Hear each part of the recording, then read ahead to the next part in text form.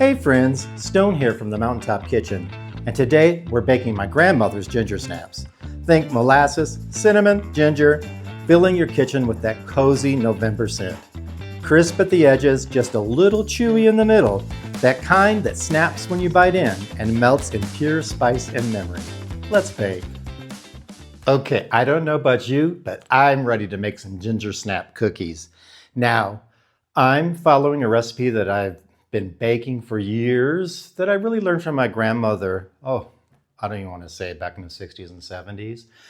But I have made some more modern adjustments and changed a few things in terms of the ingredients, no longer using things like shortening and whatnot. So let's go ahead and get started with this recipe. Now, I'm making these ginger snaps to eat as cookies. They're great for dunking in your tea. These will be more of the snappier, crispier kind, have nice chewy centers. They're not going to be the sort of fluffier ones that some people make, because we're going to be using these in another recipe later as a crust. But we're going to make enough to have cookies too. All right, so we're going to get started with butter, unsalted butter at room temperature. Now, all of the measurements for the ingredients, all the quantities will be right here on screen. If you're watching on YouTube, in the description box below, or the link to my recipe newsletter, my Substack, is down there too. You can just grab that and go and get everything, absolutely everything, in addition to a bunch of other recipes as well. Oh, and you might want to click on that subscribe button right down there so you get notified every time a new recipe drops. And also, please like and subscribe and share. We'd like to get the word out on our recipes. We like what we're doing here, and we hope you do too. Okay, so unsalted butter into the bowl it goes. Let's get all of it. And we're going to beat this a little bit to aerate it, to fluff it up a little bit. You want to make sure you have a deep enough bowl because you don't want your butter or anything really flying out. We're going to do this for just a couple minutes until it's nice and smooth and fluffy and changes color. So maybe 2 to 3 minutes. And you always want to scrape down your bowl too as you're going along, just to make sure that everything is getting beat nicely. So let's go ahead and scrape down right now, because I see a lot of butter riding up on the bowl already. Okay. Get all that butter off and just keep beating. I'm going to go ahead and cut this, and in 3 minutes we'll be right back. Okay, it's been about 3 minutes and my butter is looking quite fluffy and much lighter in color. So I'm just going to go ahead now and scrape down my bowl.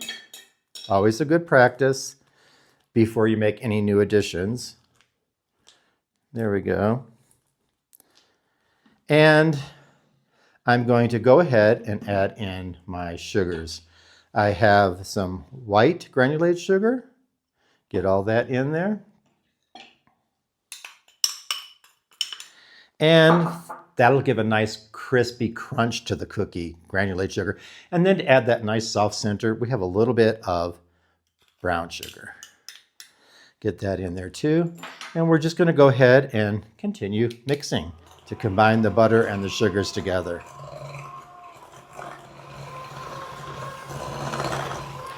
Okay, our butter and sugars are nicely incorporated. So let's go ahead and scrape our bowl down, as we always should do before we add something new, as already mentioned. And let's go ahead and get our egg in.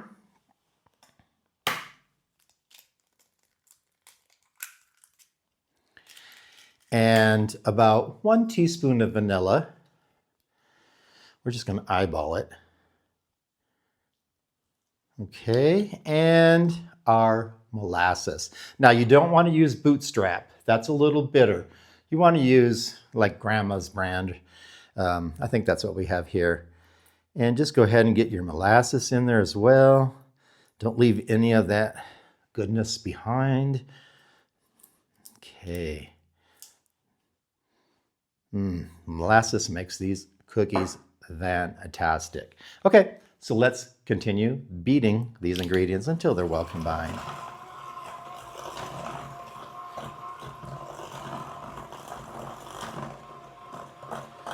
Wow, you can really smell that molasses. Okay, I'm going to scrape the bowl down. I do have a little bit of butter riding up here on the sides, but that's okay for now.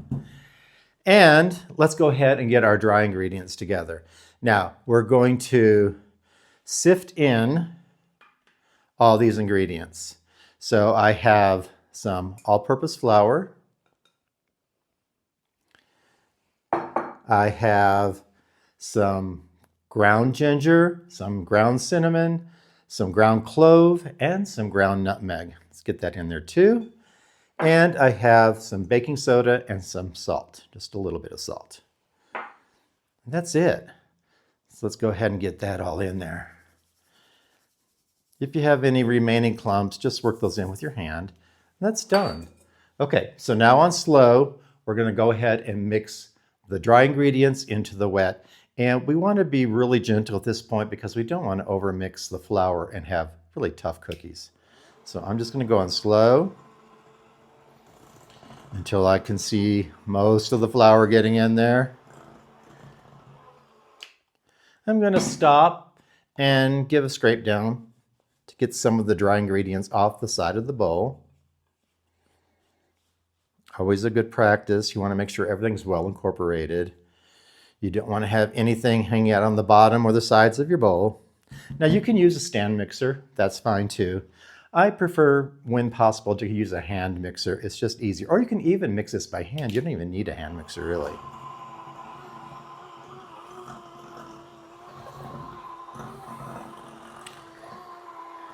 Okay, I do not see any more flour, so I'm going to go ahead and stop. And I have my cookie dough. So we'll be back in just a few minutes to shape these into tiny balls, coat them in some sugar, and get them on our baking sheets. So be right back. Okay, so after popping the dough into the fridge for a little bit, for about a half an hour, I pulled it out and I went ahead and rolled my dough balls because I didn't want you to have to suffer through that. The dough for this recipe will make about 36 cookies if you roll them to be about 21 grams. That's about an inch and a half across. You can see about how big that is. These will be pretty thin and they will snap. These are ginger snaps. They're made with ginger and they're super thin cookies, so they're going to snap. These are the old-fashioned kind. Now, there are ginger snap cookies that you'll see recipes for that they're kind of fat and they don't snap. So really not ginger snaps, but they're good though. So anyway, I've rolled these. You get about 36 and I have them spread out, about at least 2 inches between each one, maybe a little bit more. And I'm going to take them and roll them in some sugar. Now I'm using sort of a sugar in the raw, or a demerara sugar, or turbinado. Here we call it morena, but you can use just regular granulated sugar, that's fine too. And just roll in the sugar, get it pretty coated pretty nicely, and put it on your tray. And then to help it to cook a little more evenly, just kind of find a flat surface to smash it down a little bit to make it more puck sized like that. So now you have, instead of round, you have kind of a puck size. And that's perfect. That's just what you want, coated with the sugar. Okay, so I'm going to continue to do that with all of my cookie balls. I'm going to go ahead and get them with the sugar on first, and then I'll smash them down. And you don't have to watch all of this, so we're going to fast forward to where I'm finished with these.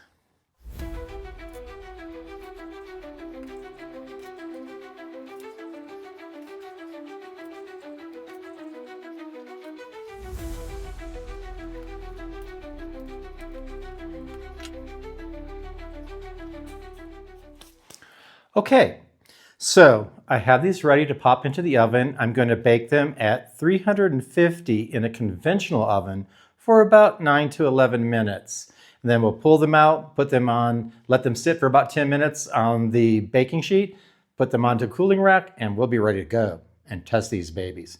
So let me go ahead and stick these in the oven, and I'll be right back. So guess what? We have some ginger snaps here on the table, and they look and they smell so good. Now we had these in for about 10 minutes at 350 in a conventional oven.